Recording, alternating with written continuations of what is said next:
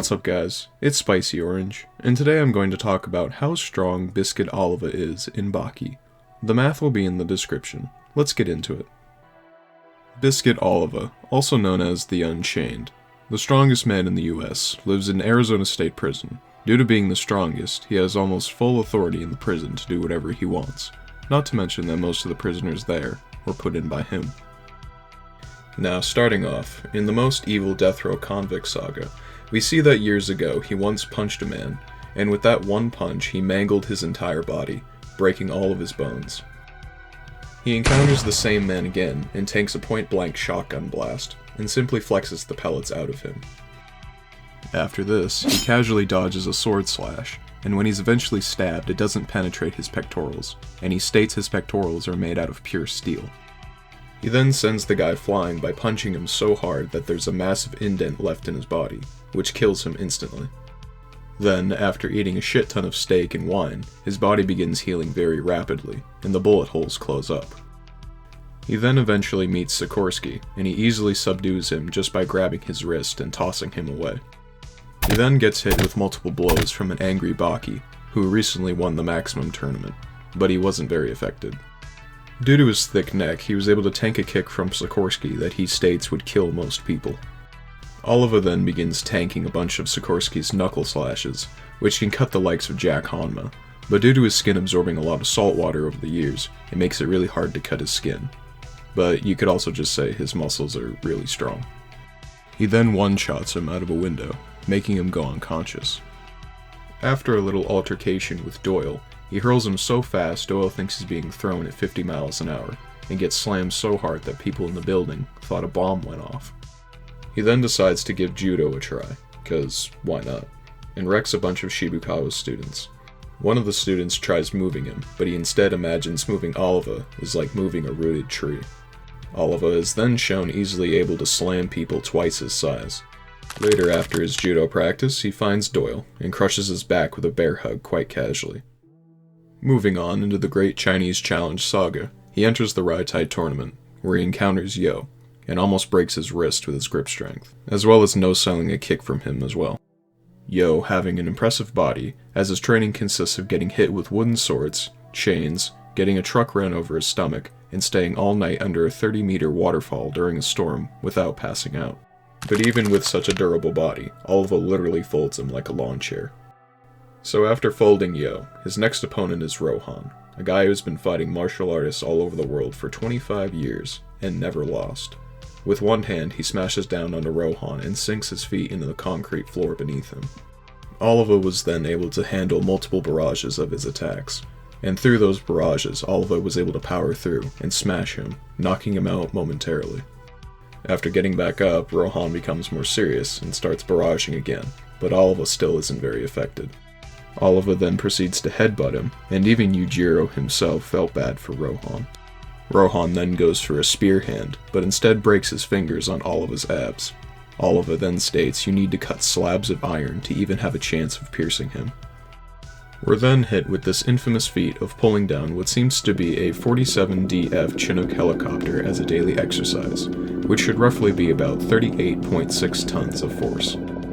We then come back to Oliva headbutting Rohan twice, knocking him out and winning his match. We then move on to the Great Prison Battle saga. Starting off, he completely tanks a punch from Baki. And later, we get this pretty insane feat of him casually opening a locked, what I assume to be steel door, and distorting it. This would be about over 8,000 tons of force. So after entering the room, him and Guevara were able to one-shot Baki with a double palm strike. In his fight with Guevara, a palm strike to the chest sends him flying, and smashing into a wall. Then comes one of the best feats in the series. Shaking the world. Nah, let me explain. So he slams Guevara at full strength, making a huge crater. This in turn affects the satellites around the world, but established in an earlier chapter, these satellites will track Oliva, Yujiro, and Guevara if they move fast or engage in a fight. The satellites will go off, disrupting GPSs and signaling authorities that they're fighting. It's still impressive nonetheless. After that, he finishes Guevara with a final punch to the face.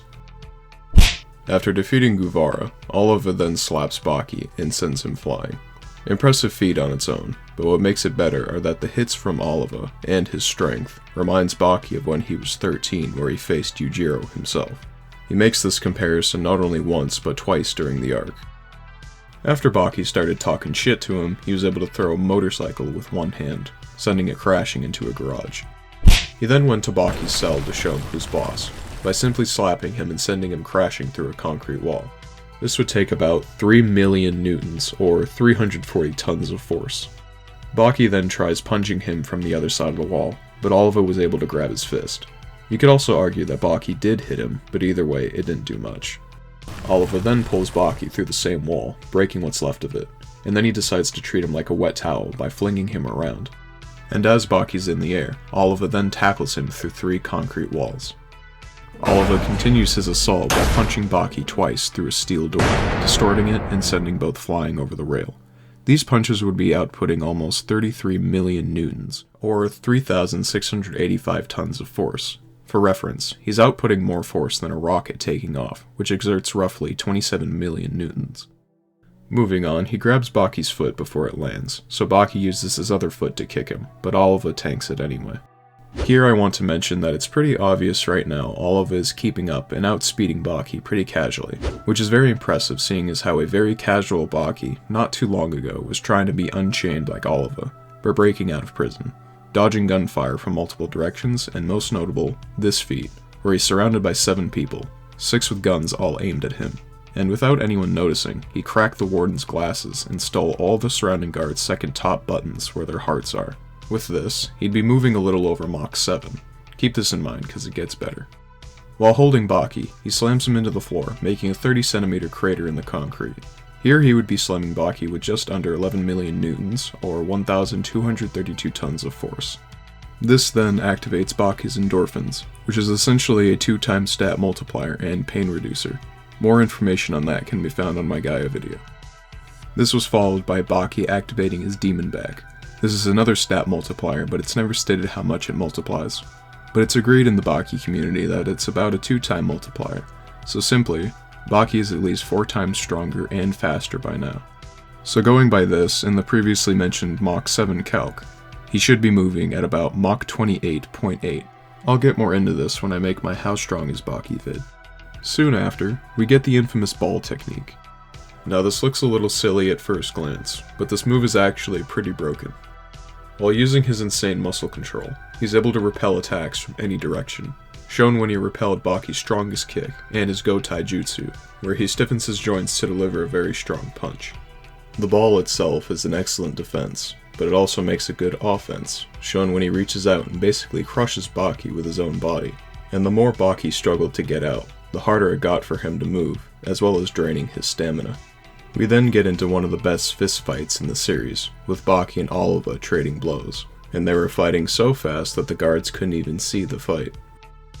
Given that Baki won this fight, Oliva was still going blow for blow, and gave Baki a very decent amount of damage in the end. Reminder that this is still Baki with his demon back, and his endorphins still activated. After that, Oliva interacts with Yujiro, and was able to get back up fairly quickly after receiving a punch from him. You know, the same guy who tears up concrete casually, matches strength with Pickle who bullies dinosaurs, and is above every weapon in the world. Okay, whoa. Now I don't mean to discourage anyone because I would love to go further into the Yujiro scaling, but I really want to save his feats for his own video, so bear with me. The scaling for Oliva provided at the end of the video will all make more sense when I cover Yujiro, so I hope you all understand.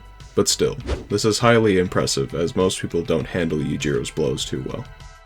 Lastly, with a single strike, he was able to cause a decent amount of damage to Sukuna.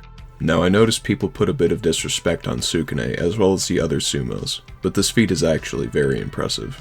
Sukuna is vastly above the Yokozuna, who couldn't make Sukuna bleed with his strikes, and the Yokozuna should scale above the likes of Kyoge and Hunu. Kyoge being able to overpower Aiki, something Oliva failed to do in the past, and Hanu being able to tangle with Baki for a time, so this is definitely an underrated feat.